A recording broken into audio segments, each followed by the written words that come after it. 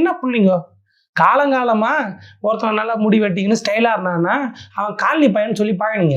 இப்போ காலனி பையன் சொல்ல முடியல, அதனால புள்ளிங்கன்னு வச்சிட்டீங்க. எவனாவது ஹேர் கட் பண்ணி ஸ்டைலா ட்ரெண்டா ஒருத்தன் வந்தானா என்ன புள்ளிங்க மாதிரி வரான்றது.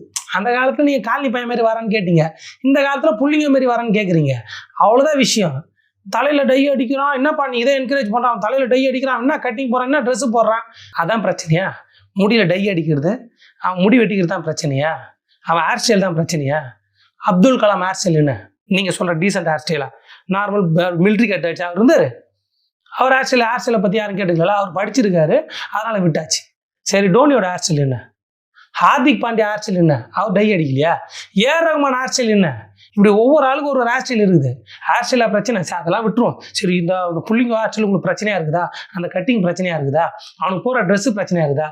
அடிக்கிற கலர் பிரச்சனையா இருக்குதா? காதில் போகிறது பிரச்சனையா இருக்குதா? காலங்காலமாக கோயில் கருவறைக்குள்ள சட்டையே போடாம இன்னைக்கு வரைக்கும் சட்டை போடாம பூஜை பண்ணாங்களே, நாகரிகமா சட்டை போடுங்கப்பா. அவங்க என்னப்பா பண்ணிட்டாங்க? அவங்களே அப்ப சட்டை போட சொல்ற, அவங்க தப்பு பண்ணிட்டான்னு கேக்குறீங்களா?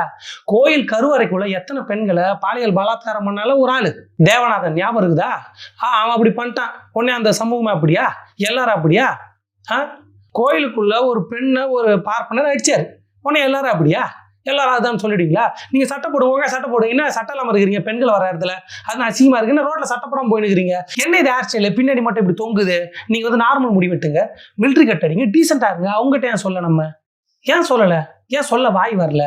அவங்க தப்பே பண்றது இல்லையா? கேடி ராகவன் யார் அவரு? அவர் வீடியோ பார்த்துக்கிறீங்களா? எல்லாரும் அப்படிதான் சொல்றீங்க, அந்த கட்சியில் இருக்கிற எல்லாரும் அப்படிதான் சொல்றீங்களா?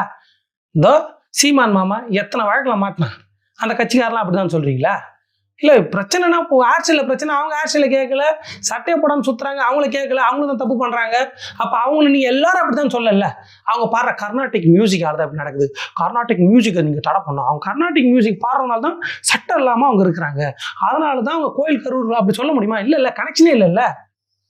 அப்போ கர்நாடிக் மியூசிக் பாடுறனா சரி, கானா பாட்டு பாடுறனா சரி, வெஸ்டர்ன் பாட்டு பாடுறனா இருந்தாலும் சரி, யாராக இருந்தாலும் சரி, எந்த ஊரில் இருந்தாலும் சரி, அவன் என்ன சமூகமோ எந்த மொழியோ எந்த மாநிலமோ எதுவும் இருந்தாலும் கஞ்சா போட்டு போதையில் பொதுமக்களை தாக்கின்னு தான் இருக்கிறாங்க.